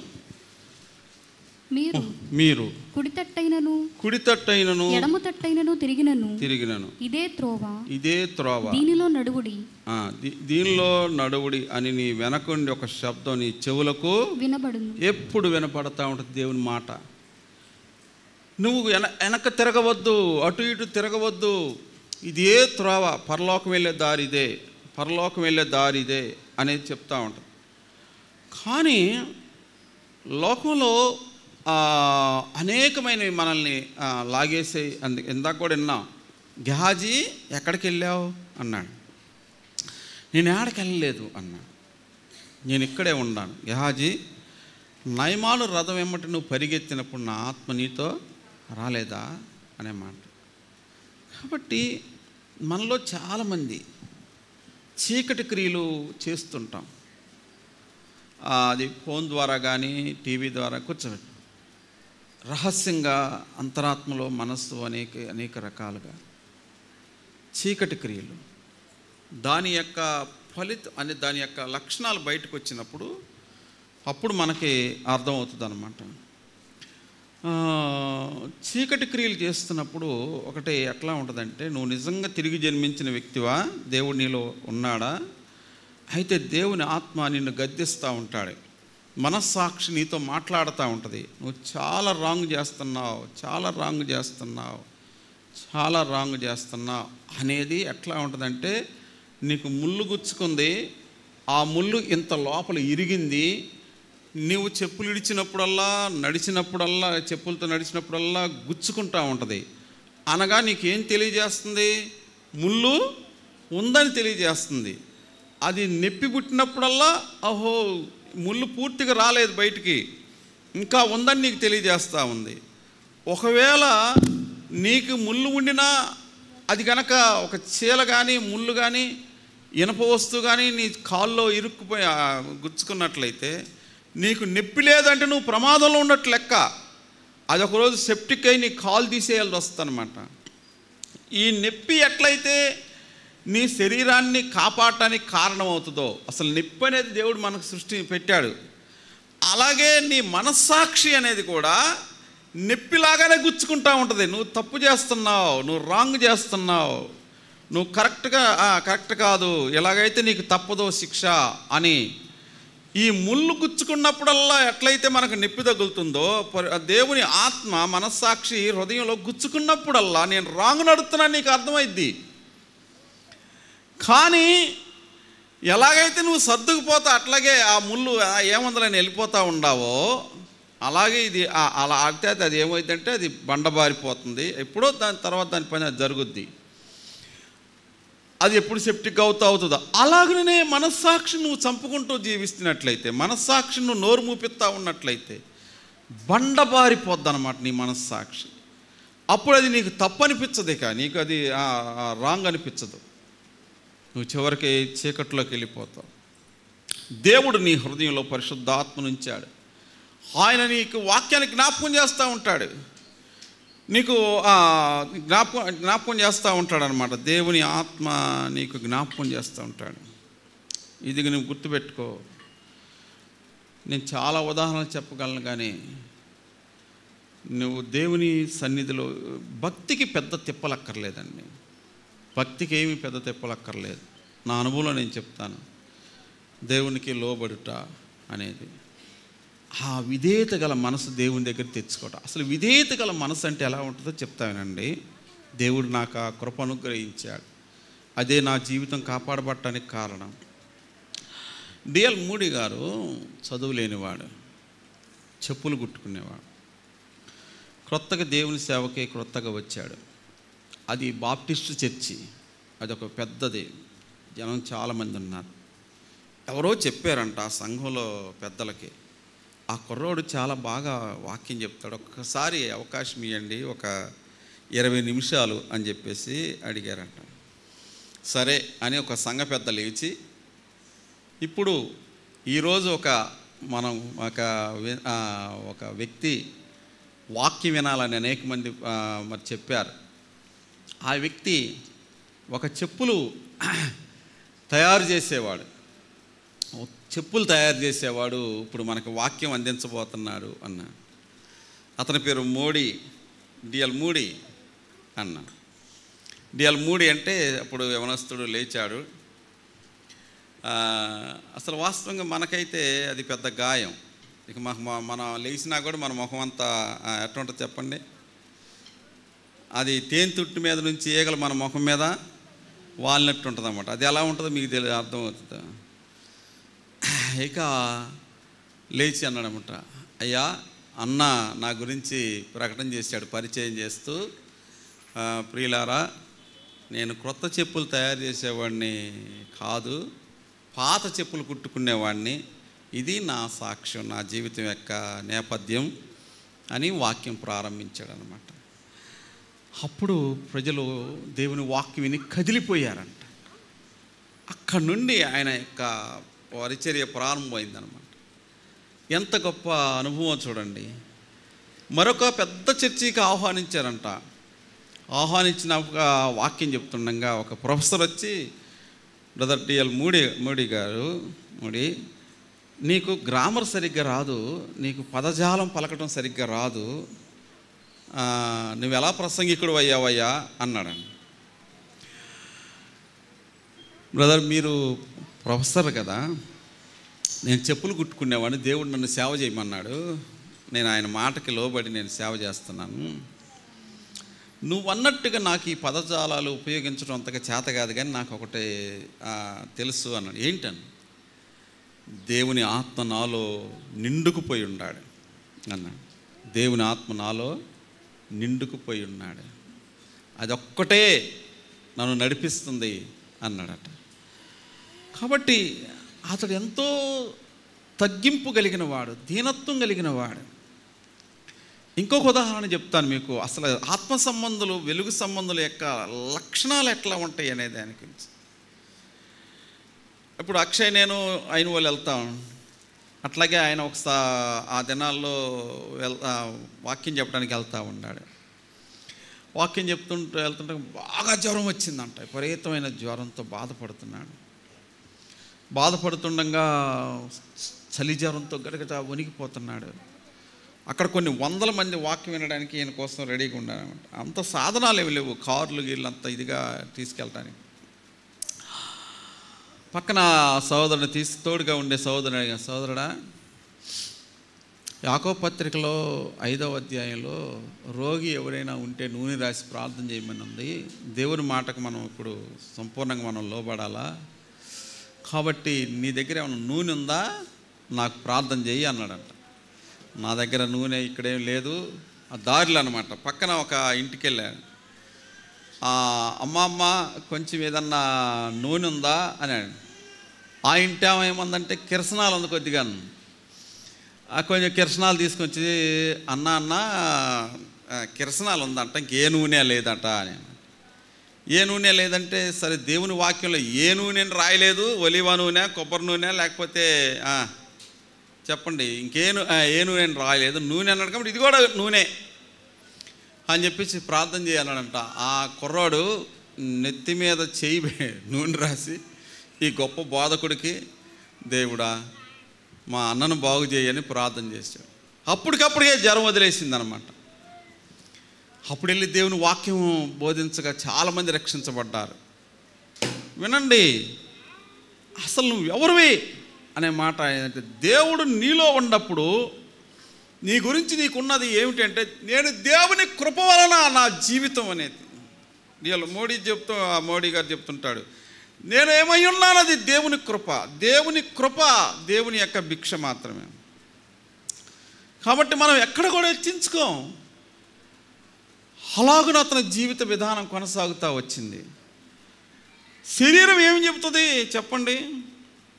చెప్పులు కుట్టుకునే ఆయన ఇప్పుడు మనకు వాక్యం చెప్తున్నాడు అని చెప్పేసి ఇంగ్లాండ్లో ప్రకటన చేస్తే, దొరలో కుర్చీల్లో కూర్చున్నారు, అక్కడంతా బెంచీలు ఉంటాయి దొరలు. వీడికి ఎందుకు ఇచ్చారు అవకాశం? ఆయన లేచి ఆ మాట ఉపయోగించినప్పుడు, నేను కొత్త చెప్పులు కుట్టుకునేవాడిని కాదు, తయారు చేసేవాడిని కాదు, పాత చెప్పులు కుట్టుకునేవాడిని చెట్టు కింద అనే మాట. దేవుని మాట అందించినప్పుడు దేవుని యొక్క వాక్, దేవుని శక్తి ఆయనలో ఉందన్నమాట. కాబట్టి మనం ఆత్మీయ జీవితం కానీ, సాక్ష్యంగా బ్రతకడం కానీ, చీకటిని జయించుకొని పరలోకం వెళ్ళటం కానీ దైవశక్తి కావాల్సిందే కానీ మానవ జ్ఞానం పనికిరాదు. నువ్వు పళ్ళు బిగబట్టుకొని పరలోకం వెళ్ళటం అసాధ్యం. కాబట్టి దైవశక్తి, దేవుని యొక్క శక్తి, దేవుని యొక్క శక్తి నీకు కావాలి. అందుకు నువ్వు దేవుణ్ణి వేడుకోవాలి. దేవా నాకు సహాయం చేయి, నాకు సహాయం చేయి. ప్రపంచాన్ని సంసోను జయించాడు కానీ ఒక స్త్రీని జయించలేకపోయాడు. ఇలాగ బైబిల్లో ఎన్నో నీకు కనబడతా ఉంటాయి. నీవు ఒక బలహీనులు పరలోకం వెళ్ళిపోతారు. నీ కర్మ ఏమిటి? ఎందుకు చేతులారా నరకానికి వెళ్ళిపోతావు? నీ జ్ఞానం, నీ సంపద, నీ ఆలోచన నిన్ను ఎక్కడికి తీసుకెళ్తుంది? కాబట్టి దేవా నాకు సహాయం చేయమని ప్రార్థించాల. నాకు సహాయం చేయి, నాకు సహాయం చేయి అనేది. రాజు స్థానంలో ఉన్నాడు దావీదు, ధనవంతుడు అబ్రహాం, ధనవంతుడు ఏబు, ధనవంతులు చాలామంది ఉన్నారు. కానీ చక్కగా పరలోక రాజ్యం వైపుకి వెళ్ళిపోయారు వాళ్ళు. లోకం వాళ్ళని వెనక్కి లాగలేకపోయింది. లోకానికి ఆ శక్తి చాలలేదు, చీకటికి ఆ శక్తి చాలు. మళ్ళా చెప్తున్నాను, ముగింపుకి వస్తున్నాను. దేవుడు వెలుగు కమ్మని పలకగా, మనం అక్కడి నుంచే ప్రారంభించాం. చీకటిలో వెలుగు కమ్మని పలుకగా వెలుగు కలిగెను. అప్పుడు మరి లోకమంతా వెలుగైందా? కాదు, చీకటి ఉంది. అప్పుడేం జరిగింది చెప్పండి? దేవుడు వెలుగును చీకటిని వేరుపరచెను అనే మాట. చీకటిని వెలుగును ఈ రెండు ఎప్పుడు కలవు. అలా కలిసినట్లయితే నాశనమే కంతే. అట్లయితే దేవుని పిల్లలమైన మనము, కొరింథీయులకు రాసిన మొదటి పత్రిక 15వ అధ్యాయంలో ఏమని తెలిసిన, అక్కడ ఆత్మ సంబంధమైనది మొదట కలిగినదా, ప్రకృతి సంబంధమైనది, శరీర సంబంధమైనది మొదట కలిగినదా అంటాడు. మొదట శరీర సంబంధమైనదే కలిగింది, తర్వాతనే ఆత్మ సంబంధమైనది కలిగింది అన్నాడు అనమాట. కాబట్టి లోకంలోకి మొట్టమొదట పాపమే ఉంది. చాలామంది వితండవాదులు వాదిస్తూ అంటారు, యేసు ప్రభు వాక్యం బైబిల్ ఈ మధ్య వచ్చిందా బాబు? ఫస్ట్ నుంచి కూడా దేవుళ్ళు, దేవతలు, లేకపోతే అనేకమైన పురాణాలు, అనేకమైన ఉన్నాయి. ఒకటి చెప్తా అంటారా, వెలుగు అనేది ప్రారంభం పరలోకంలో దేవుడు ఉన్నాడు, ఆయన వెలుగై ఉన్నాడు. లోకం అంతా చీకట్లో ఉంది. ఈ చీకట్లోనికి వెలుగు వచ్చింది. ఆయన లోకమునకు వెలుగై ఉన్నాడు, వెలుగుగా ఈ లోకాన్ని వెలిగించడానికి వచ్చి ఉన్నాడు. కానీ ఎవరైతే యేసుక్రీస్తు ప్రభువుని సొంత రక్షకుడిగా అంగీకరించున్నారో వారు వెలుగు సంబంధులుగా తీర్చబడ్డారు. ఆ వెలుగులో వాళ్ళు నడుస్తున్నారు, పరలోకానికి వారసులు అవుతున్నారు. దొంగలు, త్రాగుబోతులు, జూదగాళ్ళు, మోసగాళ్ళు, ఎన్నో రకాల వ్యభిచారులు, ఎన్నో రకాలైన పాపాత్ములు వెలుగులోనికి వస్తున్నారు, బాగుపడుతున్నారు, రక్షించబడుతున్నారు. ఈ లోకం కేకలేస్తుంది, అరుస్తుంది. మతం మార్చేస్తున్నారు, జనమంతా మతంలోకి వెళ్ళిపోతున్నారు. జనమంతా యేసు ప్రభులోకి వెళ్తారు. ఈనాడు కాదు, అసలు యేసు ప్రభు ఈ లోకానికి వచ్చిన కాడ నుంచి గోల జరుగుతూనే ఉంది. శాస్త్రులు, పరిసయ్యులు, యూదా మతస్థులంతా ఏమన్నారు తెలిసిన? లోకమంతా ఆయన వెంబడిస్తుంది, లోకమంతా ఆయనతో వెళ్ళిపోతుంది అని గోల పెట్టారు. ఆనాడు అపోస్తలులు దేవుని వాక్యం బోధిస్తుండగా, అరే జనమంతా ఇటు వెళ్ళిపోతున్నారు అనే మాట. ఎందుకు అంటే ఆ వెలుగులోనికి వెళ్తూ ఉన్నారు. అసలు నిజంగా చెప్పండి, ఈ లోకం ఇంత గగ్గోలు పెట్టడానికి కారణం, అసలు నిజంగా పరలోకం వెళ్ళే జనాంగం, ఆ యేసు ప్రభువుని వెంబడించే వాళ్ళు లోకమంతనా? అందరు లేదు, అసలు 10%. 90% జనం లోకంలో ఉండగా ఆ జనాన్ని చూసుకునే మనకు 90% ఉండాలని సంతోషపడవచ్చు కదా. ఈ బీజేపీ వాళ్ళు కానీ, లేకపోతే ఆర్ఎస్ఎస్ వాళ్ళు కానీ, వగేరా ఎవరైనా కానీ ఈ లోకంలో ఏ మతంలో ఉండవాళ్ళైనా ఈ 10% గురించి, ఈ 10% ఓట్లు వేసినా వచ్చేది లేదు, పోయేది లేదు. వీళ్ళ వలన పెద్ద నష్టమేమీ లేదు, పెద్ద ఏం లాభం లేదు కదా. ఎందుకింత గోల? ప్రపంచమంతా కూడా దీని గురించే కదా. ఈ భారతదేశం అంతా ఇప్పుడు గగ్గోలు పెడుతుంది దీని గురించే కదా. వాళ్ళని లెక్క పెట్టుకోమనండి, 90% అంతా వీళ్ళే ఉంటారు, లోకస్తులే ఉంటారు, 10% అంటారు. కానీ విషయం ఏంటంటే భూలోకమును తల్లకిందులు చేయువారు ఎక్కడికి వచ్చారన్నాడు. ఈ 10% లోకాన్ని ఊపుతూ ఉంటుంది అన్నమాట. అంతే, దీన్ని నెమ్మదిగా ఉండనీయదు. 10% లోకం, ఈ 10% చూసి లోకం ఊగిపోతాడు. అందుకనే హామాన్ అనేవాడు రాజు దగ్గరికి వెళ్ళి అడిగాడు, రాజా రాజ్యం అంతా సుభిక్షంగా ఉంది, రాజ్యం అంతా హాయిగా బతుకుతుంది, కానీ ఒక జనం ఉండరు రాజా, ఆ జనం మనతో కలవదు. మన విధులు, మన ఆచారాలు, వాళ్ళ ఆచారాలు, వాళ్ళ దారి వేరు, మన దారి వేరు. అందరూ ఇటు వెళ్తుంటే వాళ్ళు ఇటు వెళ్తుంటారు రాజా, అందరూ ఒకటంటే వాళ్ళు ఇంకొకటి అంటారు, వాళ్ళు కలవరు రాజా. ఇక్కడే తేడా అన్నమాట. అది ఈ ప్రపంచం వాళ్ళు కూడా, ఆర్ఎస్ఎస్ వాళ్ళు, బీజేపీ వాళ్ళు అడుగుతుంది కూడా అదే. మేము మీ యేసు ప్రభువును పూజిస్తాం, మీరు కూడా మా దేవుళ్ళని పూజించండి. మేము మొత్తం, మీరు రండి. మేము మీలో కలుస్తాం, మీరు మాలో కలవండి. మీరు బాయి బాయి అనుకుంటా బతుకుదాం. మీ మీద మాకు ద్వేషం లేదు, మా మీద మీకు ద్వేషం వద్దు, సరేనా అంట. అది లోకం, సైతాను యొక్క యుక్తి. కానీ కలవదు. అది ఎప్పటికి జరిగే పని కాదు, జరగదు. ఎందుకంటే జరిగేటట్టయితే యేసు ప్రభువే అసలు సిలువైబడేవాడు కాదు. యేసు ప్రభువునే అడిగింది లోకం. సైతాను కూడా అడిగాడు ఆ మాట, ఫస్ట్లోనే అడిగాడు, ఎందుకయ్యా నీకు ఇన్ని తిప్పలో, ఒక్కసారి నాకు సాగిలపడు, ఈ లోకాన్ని రక్షించడానికే కదా ఇంత త్యాగం చేయడానికి వచ్చింది నువ్వు, ఒక్కసారి నాకు సాగిలపడు, ఈ లోకాన్ని నీకు ఇచ్చేసి వెళ్ళిపోతాను, ఇక నీకు ఈ మరణము, ఈ అవమానం, ఈ దారుణ పరిస్థితులు ఏమి ఉండదు, నీకు ఇచ్చేసి వెళ్ళిపోతాను.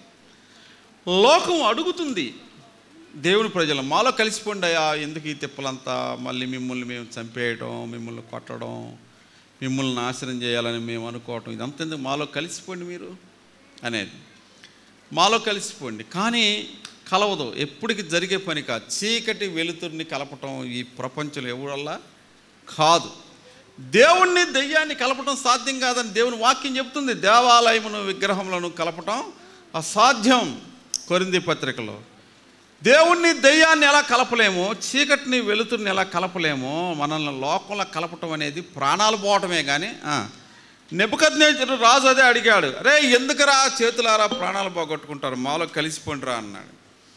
రాజా ప్రాణాలైనా వదులుతాం కానీ మీలో కలిసిపోవడం కుదిరేది కాదు. ఆ అగ్నిలో కాలిపోవడం అయినా మాకు కష్టమే. ఒకవేళ దేవుడు మమ్మల్ని రక్షించగలడు, కాలిపోతే పరలోకంలో ఉంటాం. అది చూడండి, లోకమంతా ఒక దారిలో ఉంది, ఈ ముగ్గురు మాత్రం నిలబడిపోయేట్టున్నారన్నమాట.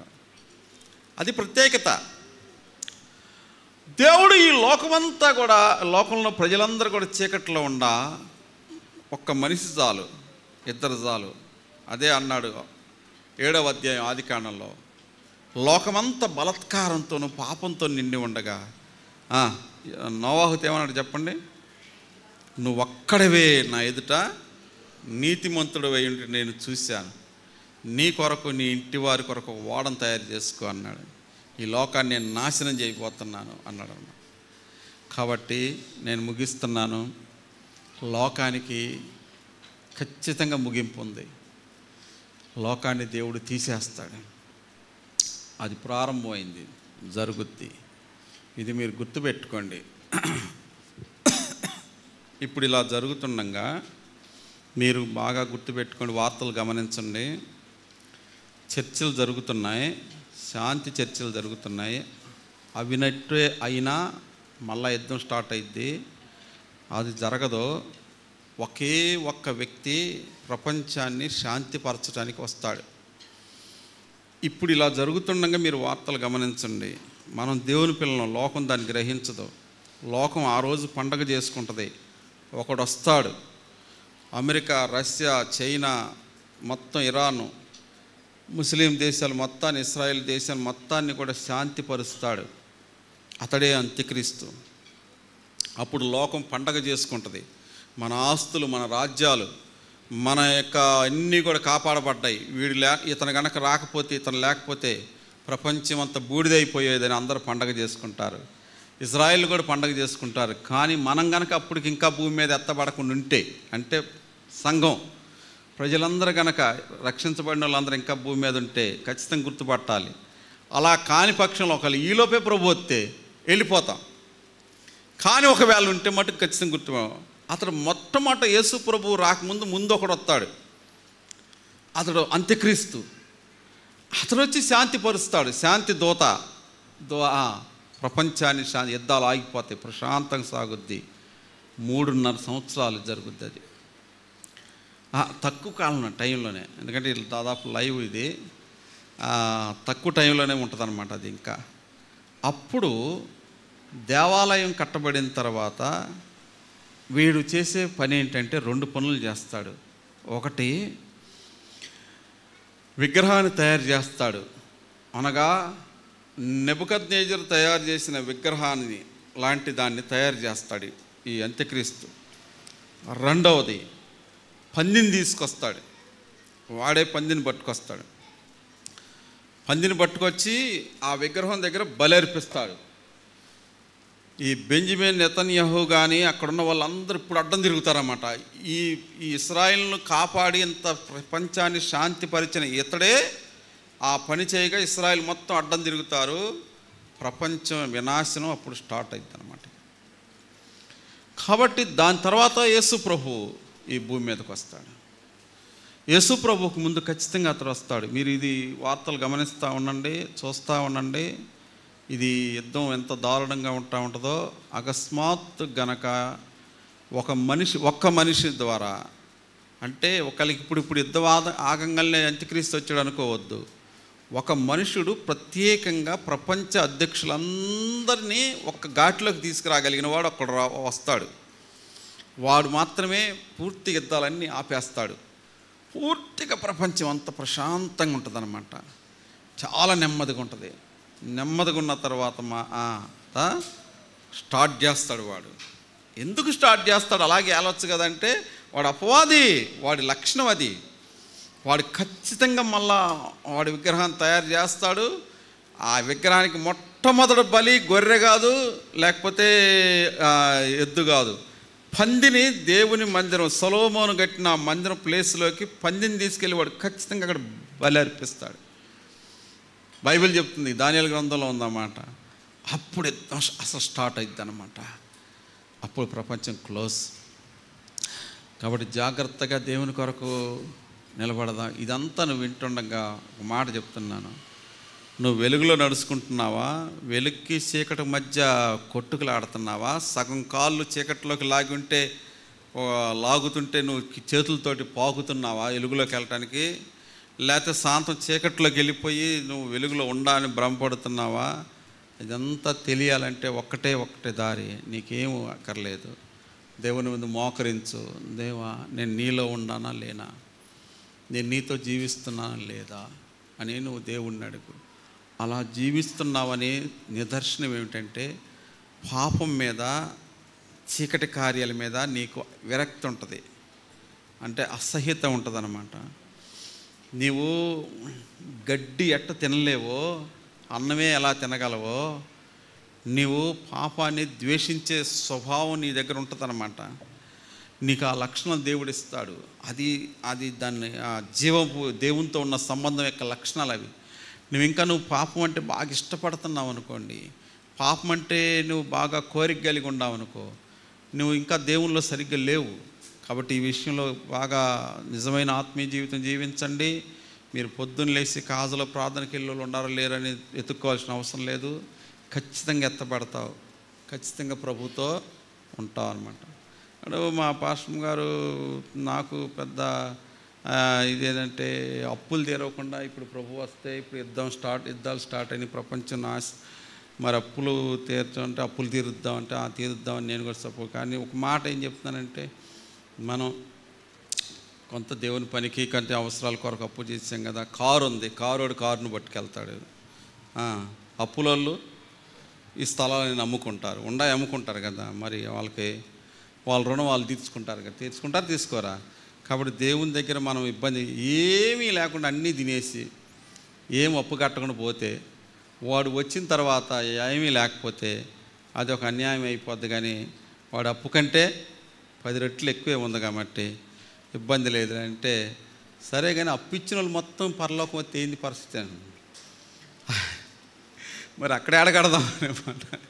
వాళ్ళ ఎవడో ఒకడన్నా ఉంటాడుగా తీసుకోవడానికి.